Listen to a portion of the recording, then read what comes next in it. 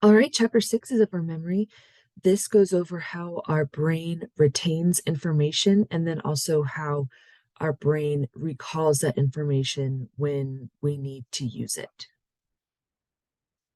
So, first, what is a memory? A memory is a collection of information and experiences stored in the brain for retrieval at a later time, like I just said. And according to the information processing approach, this is a theory that suggests your memory encodes information, stores it away, and retrieves it for later use. This is saying how your memories work.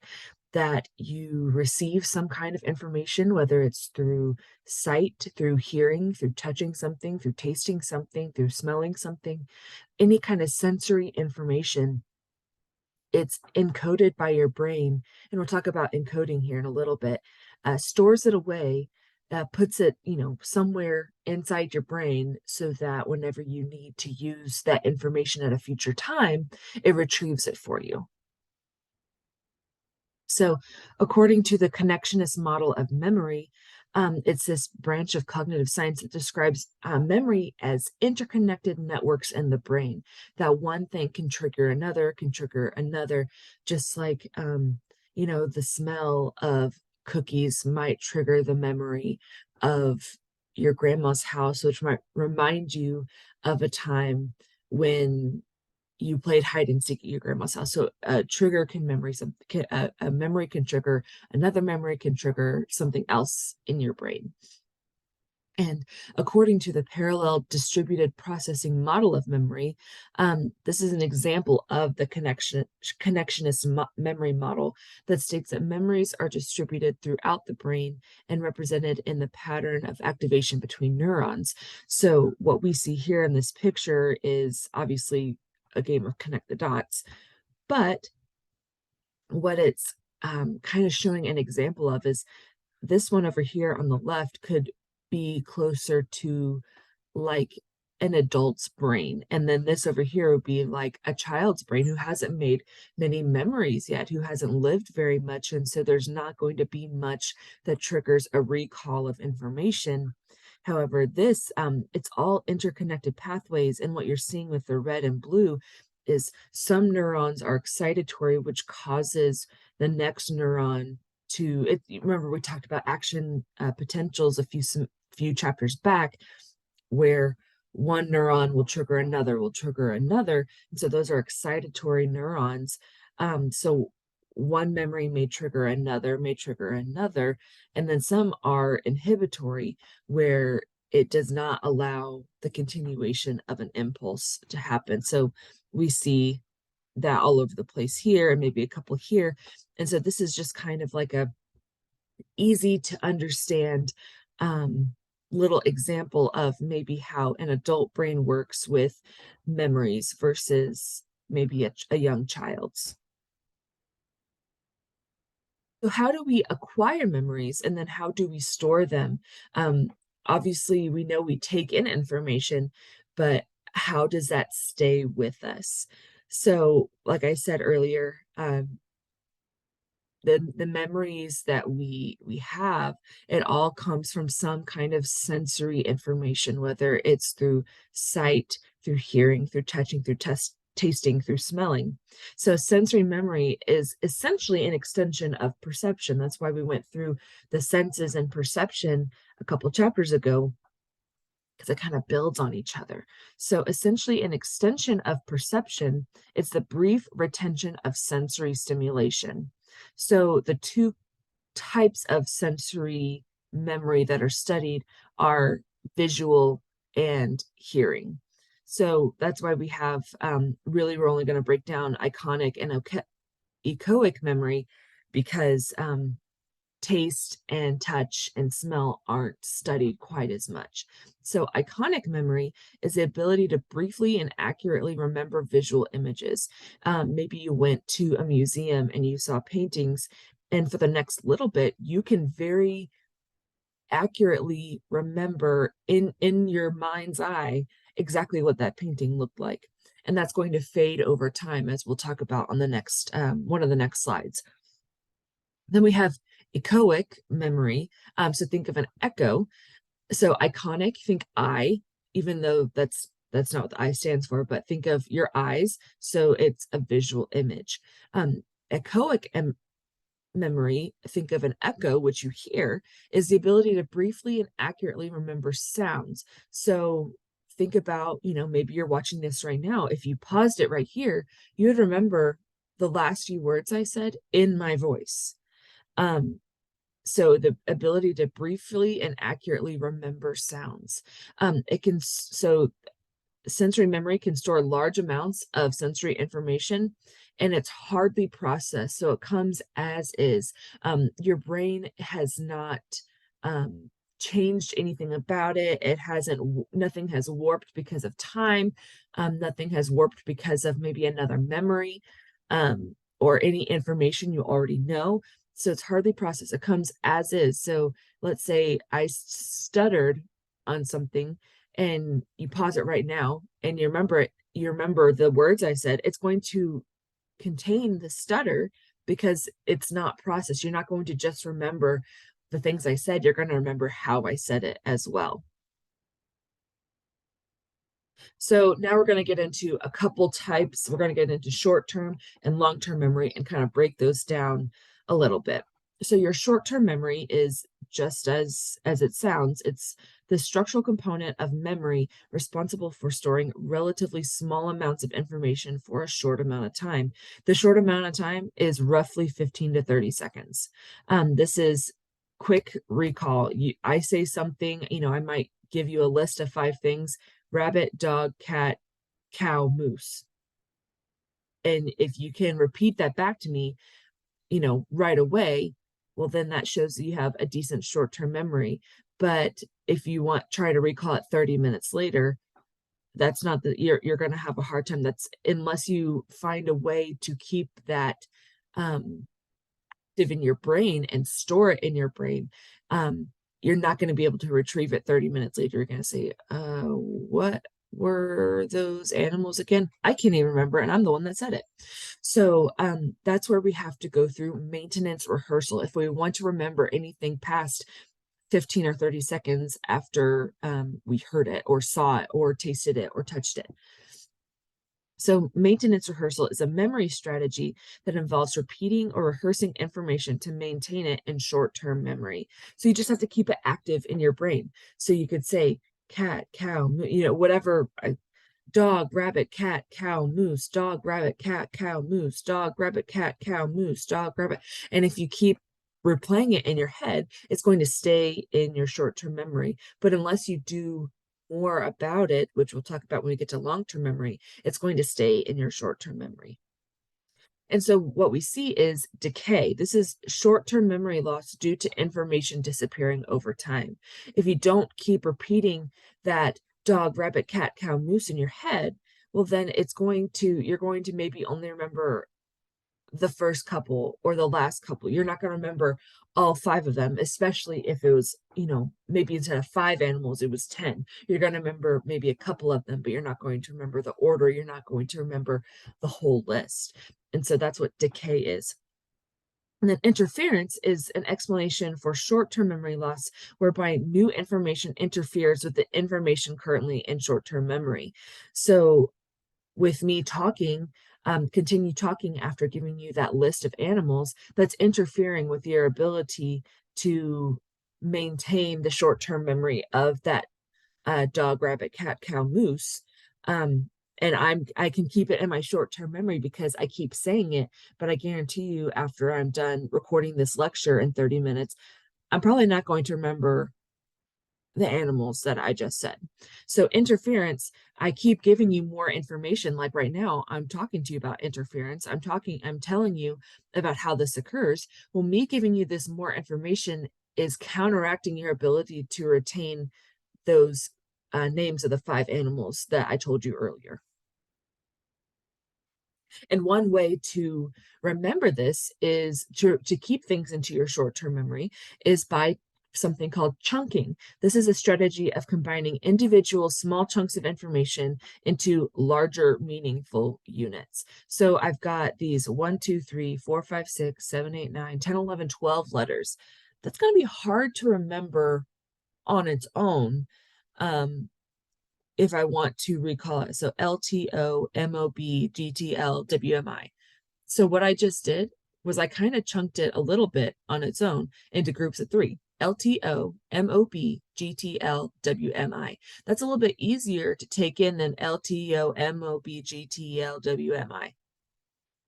However, if you start to LTO, limited time offer, and then mob, well, that's a word, mob. So limited time offer, mob, well, that's easy to remember right there. That's easier than remembering LTO, MOB. And then if you can go further on, if GTL or WMI, if any of those mean anything to you, well, then that's a lot easier. It makes it a lot easier to recall that information, say in 10 minutes. Well, I can remember limited time offer and a mob because a limited time offer causes a mob. And that's how we're going to start to get into long-term memory. But we'll get into that in a couple slides.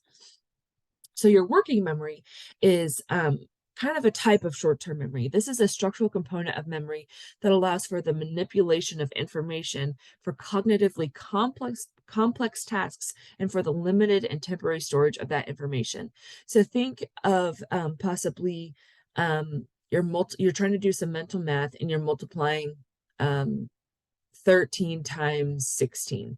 Okay, that's not one of our times tables that we probably automatically know, but it's something that we can do in our heads. Okay, so first you're going to multiply 6 times 3, that's 18, and then you're going to carry the 1. 6 times 1 is 6 plus 1 is 7. So you have to remember that number. You have to remember the 78 first. And then you're going to add a 0, and then you're going to do 1 times 3 is 3, 1 times 1 is 1, and then you're going to have to add those two numbers together in your head. The first number you got, which was 78, and then the next number you got, and that requires what is called a working memory. That is a cognitively complex task where you're having to utilize your limited and temporary storage of that information, which is 1, the two numbers that you're multiplying, 2, the two numbers that you're going to add after you multiply the sets of numbers together so that you can get to the final answer. It's something that is very possible to do without writing anything down, but it creates the need for this working memory. So type of working memory, or the way that a working memory can work is through a phonological loop. This holds the verbal and auditory information for a brief period of time through the process of maintenance rehearsal. So you're repeating it, like I said, the dog, rabbit, cat, cow, moose. You're repeating it over and over in your head, and you're probably remembering it in my voice. So it holds verbal and auditory information for a brief period of time through the process of maintenance rehearsal. You're hearing it over and over again in your brain. And that's how you're able to use that to do whatever kind of task you're needing to do.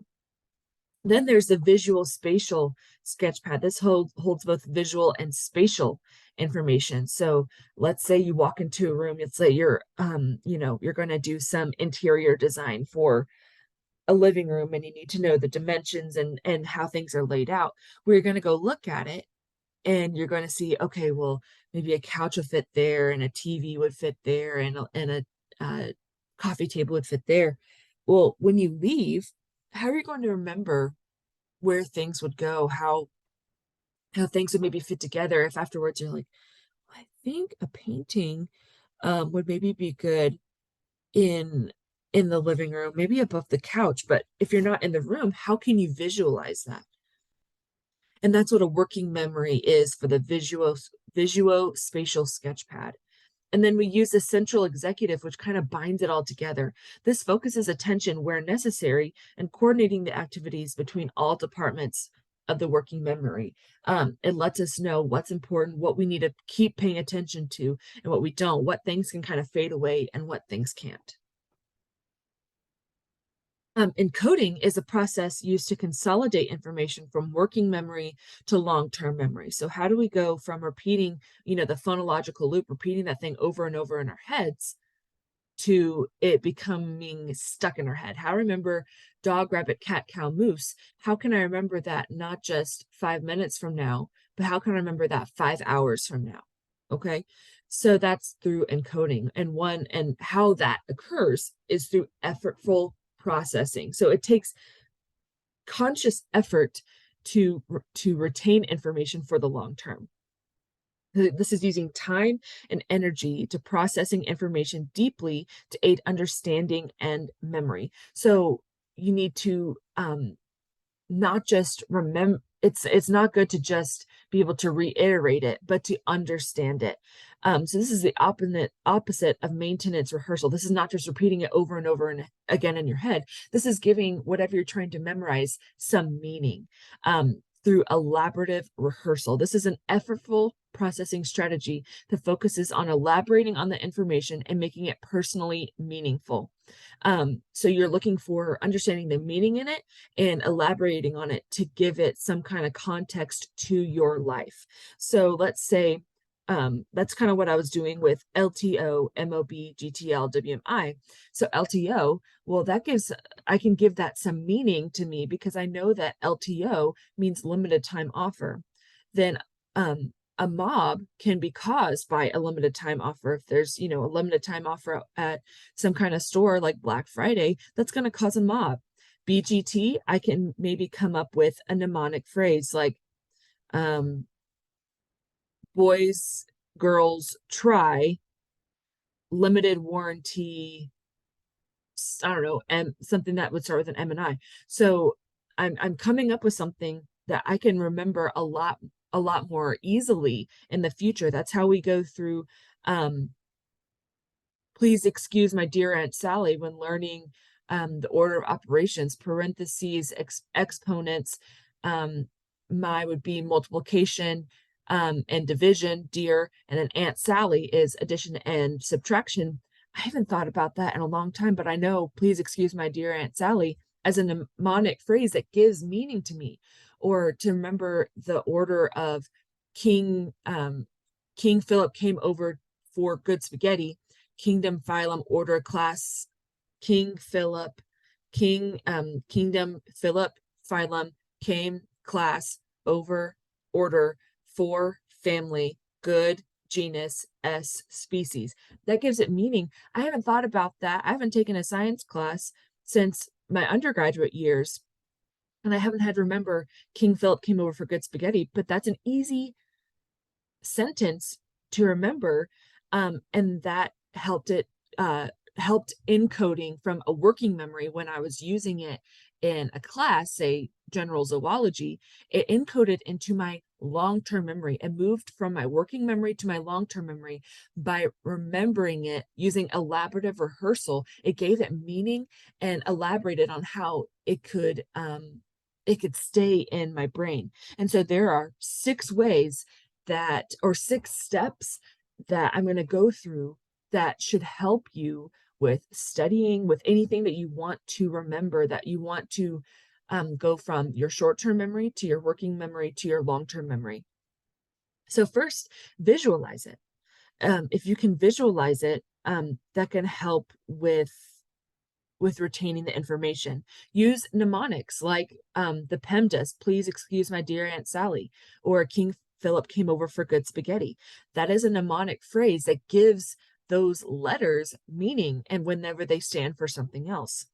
3, teach someone else. Whenever you have the ability to explain something to someone else and you're saying it out loud, it helps it give more meaning to you as well. You start to see it in different ways than you did before when it was just inside your brain. Whenever you have to take the effort to teach someone else, then that kind of solidifies things in your brain. Organize the information. Take notes that are meaningful to you. Write things down. Just the act of writing down notes, which I hope you're doing during this, because there's plenty of information that I say that is not in these notes. Writing down notes helps you organize that information.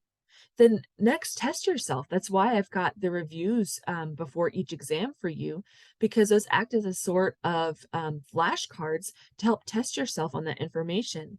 And then lastly is something called interleaving, which is where you build information on top of each other. So, when you were a kid, you learned addition and subtraction. And then as you got older, you learned multiplication and division. But then as you got older, when you learned, long multiplication and long division, you had to combine um, addition, subtraction, something you learned previously with something you're learning now. And so that's called interleaving, is you are incorporating what you've learned before to what you're learning now.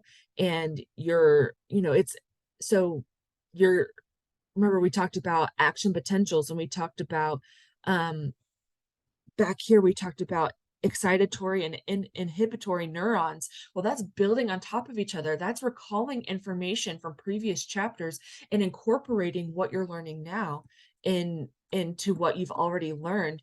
And that helps you gain understanding of the whole picture, which makes it make a lot more sense to you. That's why I let you use your notes and your books for tests, because I don't care if you can recall information right off the top of your head. I need to know that you understand it, because understanding it makes it a lot easier to recall it and apply it to your life or to your studies later. If you understand a concept, it's ingrained in your work and your long-term memory versus just memorizing something. That's short-term memory. Okay. Your long-term memory is a structure where information is stored for long periods of time, and it's unlimited. Sometimes, as we'll get into retrieval of information, sometimes it takes a little spark of something, some kind of cue for you to recall it, but it is in your brain. That's why you can remember a song that you learned when you were 6 years old, and you probably haven't thought about it for years. But if you start to hear it, all the lyrics come flooding back to you. So we have our explicit memories and our implicit memories. These are the types of long-term memories I'm going to break down. So explicit memories are conscious memories of facts or experiences. And there's two types of those: semantic and episodic memories. So first, semantic memories are types of memories that contain factual and conceptual information. And then episodic memories are a type of memory involving entire sequences of events. These memories tend to be autobiographical. So I believe the textbook gives an example of semantic memory is you remember that the pizza you went to go pick up was $16.75. Okay. So you remember that factual information.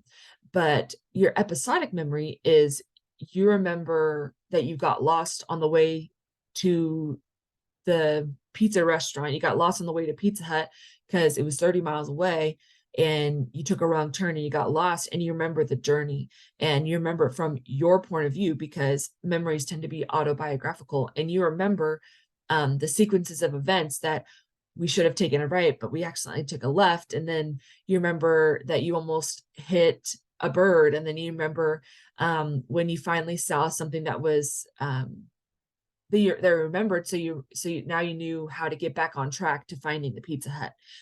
So that would be episodic memories. Then we have implicit memories. These are memories that exist below the level of conscious awareness. And this can happen through priming. This is an aspect of implicit memory involving presenting a stimulus that activates unconscious associations that then lead to a predictable response. So let's say I was telling you a list of trees, but I wasn't telling you I was giving you a list of trees. Let's say I started saying oak, maple, elm, fir, pine, apple, and I kept listing types of trees, but I wasn't telling you that I was listing trees. But you gain that from some kind of inference. But then I give you a list of unfinished words, and I gave you it had a blank and then said ES on it. Well, you are primed to already be thinking about trees, so you might finish that word by putting TRE at the beginning. When there are so many words that end in ES that could have been put there, but because you were already primed to be thinking of something, that's how you filled in the blank. Or I could say, I'll be saying oak, elm, fir, pine, whatever. And then I say, she's really having a hard time climbing up that. Well, you're probably going to finish that sentence with tree because you were just thinking of trees when maybe I could have meant ladder or climbing up that pole or climbing up that building, whatever it was, climbing up that mountain. But because you were already thinking of trees, I was priming you, even if you didn't realize it. I was priming you to be thinking of trees so that that's how you would finish that sentence or complete that word. And then we have our procedural memory. This is a type of memory consisting of habits and skills, kind of like our muscle memory. Maybe it's been a couple years since you have ridden a bike, but I'm sure once you get back on that bike, it's going to feel like you never got off, and that's something you don't even have to think about. I was a swimmer, a competitive swimmer for many years, and I moved away to where there weren't any swim teams, so there was a bit of time um, from the last time I competed until I was able to get back into the pool again for something other than just fun, but for maybe like a workout. And taking those first few laps, it's something you don't have to think about. It's something, yeah, I might not be in as good of shape, but my muscles don't even my muscle, my brain, nothing has to think about it because it is ingrained in me. It's a habit, it's a skill. It's something that I have learned so deeply that it's embedded so deeply into my brain that it's not going anywhere. I don't even have to think about it. It's an unconscious thing when I engage in that kind of activity. So let's do a little review. So iconic memory is a type of blank memory that processes our blank senses.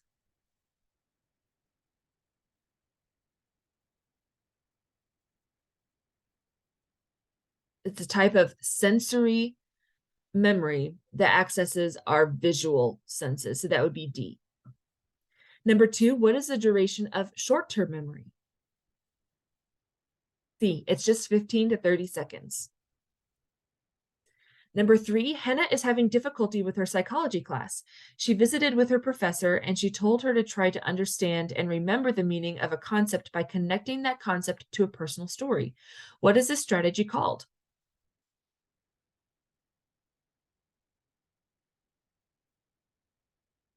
A, elaborative rehearsal.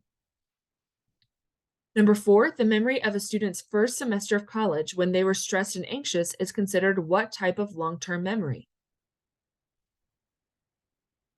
B, episodic, because they are remembering, kind of snippets. They're remembering a montage of sorts of the times that they were stressed and anxious throughout the semester. And it's, you're seeing it from your point of view. It's autobiographical. So that would be episodic. Number five, Howard has not ridden a bike in 10 years. He first learned to ride a bike when he was 5 years old and enjoyed riding throughout his childhood. He recently bought a new bike and has no problem riding it around the block. This type of memory that allows him to recall the skill is called B, procedural. Okay, next is on retrieving memories. So it doesn't really matter if we make memories and we store them if we can't retrieve them at a later time when we need that information. So retrieval is the ability to access information from long-term memory when needed. And there's a few different ways that we can retrieve that information. The first is through free recall. This is retrieval of information from long-term memory without the help of any kind of retrieval cues. This is your ability to recite information without anything prodding you, without giving any kind of clue. This is like you are reciting lines in a play and you don't need anyone giving you the first word or the first letter or reminding you what it was about. You can just spit off your lines. Free recall. This is maybe a song you have memorized. You don't have to hear even a note of the music or a word from the song to remember it. I remember I was in a play when I was in ninth grade. So this was 2009. I was in ninth grade, or 2010. Yeah, 2010. I was in ninth grade, and I remember it was a musical at church, and I remember my brother telling me, "You're not going to remember any of that music 6 months from now," because I would listen to the CD from it. I loved the music from it. It was called Children of Eden. It was really good. And you know what's funny is he was like, throw away that music. You're not going to remember it 6 months from now. What's funny is it's now 13 years later, and I can still sing without any kind of recall some of those songs from it. I remember vivid as day. I remember the lyrics to those songs without any kind, I don't have to listen to any parts of the songs, nothing. I remember it word for word. That is free recall. But then there's cue recall. This is information from long-term memory becomes available after a retrieval cue is presented. That would be like songs that I really liked when I was, maybe an early teen or as a kid. And if you told me, hey, recite the words from that song, I probably wouldn't be able to tell you until I hear the first bit of the song. And then I'm singing along like I never forgot it. So that is cue recall. You're given a little bit of information um, that that triggers the memory, which then helps you to recall all of the memory. A type of cue recall is retrieval cues. This is bits of information that trigger the memory to become available, and that's just what I was talking about. And then recognition is retrieval of information that occurs after seeing the correct answer provided among a group of possible answers. And this is why a lot of people do well with multiple choice on tests, is they maybe wouldn't remember if it were fill in the blank, if they had to recall the information on their own, but seeing, A, B, C, D, let's say C was the answer, when they saw, you know, here, let's say for this question, let's say a week from now, you're trying to answer this question without any kind of prompting. Okay. So you haven't reviewed anything, nothing. And you are reading, Howard has not ridden a bike in 10 years, blah, blah, blah, blah, blah, blah, blah. The type of memory that allows them to recall the skill is called. And if these were taken away and you just had to give the answer, you probably wouldn't remember it. But because you see procedural here, it's like, oh yes, through recognition, I can remember, I can recognize that procedural is the correct answer. And so you don't have to study quite as hard. And if you rely on recognition to have the correct answers for a test, if a test is all multiple choice, some people find it easier. For some people, it confuses them because they're like, I feel like there's always, two answers I'm kind of tied between. But if it's into your long-term memory and you can recognize it, it's like, yes, that was it. That's the answer. Procedural was the answer. A flashbulb memory occurs when something very memorable, maybe it's something that's especially very traumatic, occurs. It's a vivid, long-lasting memory about the circumstances surrounding the discovery of an extremely emotional event. A lot of people have a flashbulb memory when it comes to 9/11, when people that were there when it happened, it embedded itself in their brain. And so they can remember all of the memories, the way they were feeling. They can remember maybe the way the air smelled, the way that, you know, they remember very vividly everything that occurred. I have a flashbulb memory that occurred when I was 13 years old. Um, my little brother passed away, and we found out later it was because of a brain tumor, but we didn't know. But he was taking a nap. He wasn't feeling very well. He was dizzy all day and throwing up and not feeling well. And he was taking a nap in our den, and he was sleeping on his side. And I went to go check on him and turned him over, and his mouth was blue. He had stopped breathing. Well, I remember that was 2008. That was almost 15. It was October of 2008. That was almost 10. That was almost 15 years ago. And I still remember exactly. I remember so vividly when other things that happened when I was 13, I can recall maybe hazily, like it's not quite as clear, but that flashbulb memory, I think will always remember clear as the day it happened. It's a vivid, long-lasting memory about an extremely emotional event.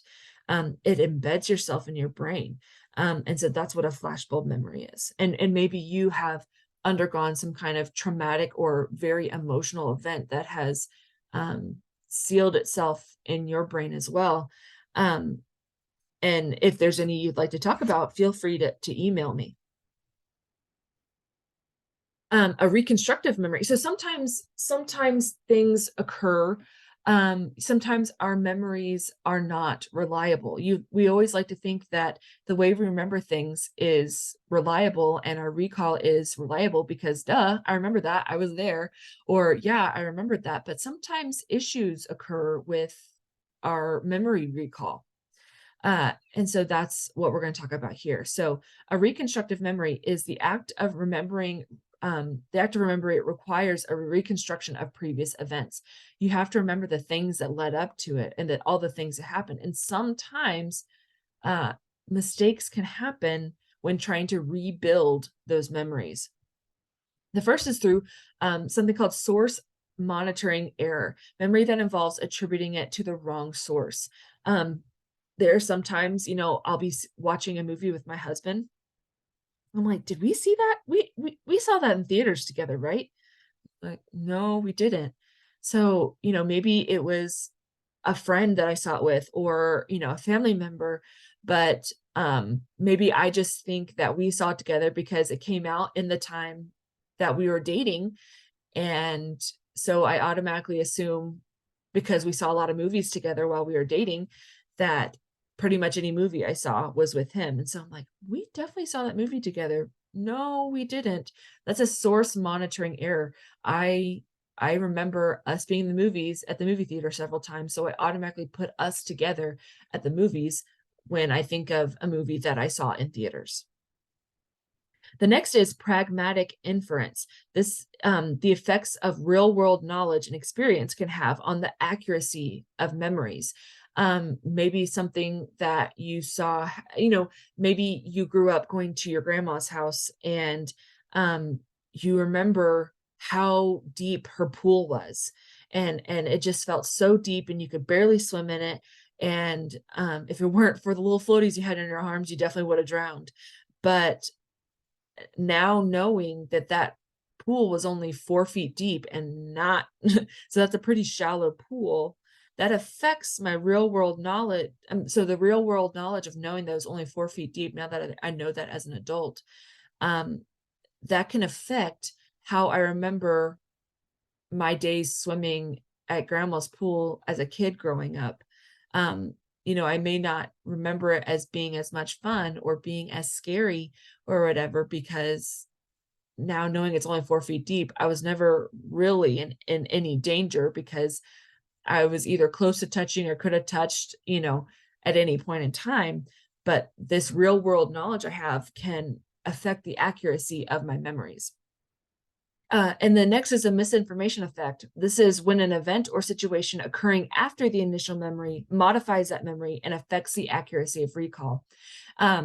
Maybe something happened and you talk about it with someone and they make you see it differently. They make you feel about something differently. Maybe some kind of drama happened between you and a friend got into a fight, and so you go and you talk about it with someone else and they're like, oh no, they didn't really say that, there's no way that could have happened. And that affects your ability to accurately recall what actually happened. Someone makes you feel differently about a situation, or another event that sheds light on something else makes you recall that event differently, because it rewrites some of what happened. It makes you think of it in a different way. And so that affects your ability to recall what actually happened. Okay, we just have a couple more review questions, and then that's the end of chapter 6. So number 1, Leanne was telling her friend about a movie with her favorite actor. She wanted her friend to guess his name, so she gave her friend the first initial to his name and last name. Leanne provided a blank for her friend. D, a retrieval cue. Number 2, Ashna remembers exactly where she was, what she was wearing, and who she was with when she first heard the news of the terrorist attacks on September 11th, 2001. Ashna has And A, flashbulb memory. And then number 3, Spencer believes he learned about the famous Stanford prison experiment from his psychology class. His professor tells him they haven't covered that topic yet, so he must have heard it from someone else. Spencer experienced a C, source monitoring error. And then this right here is for you guys as a map to show how our memory works overall. So we broke it down by sensory memory, working memory, and then short and long-term memory. So we have that in a flow chart all right here for you guys to kind of visualize. And that is it for chapter 6, and I'll see you next for chapter 7.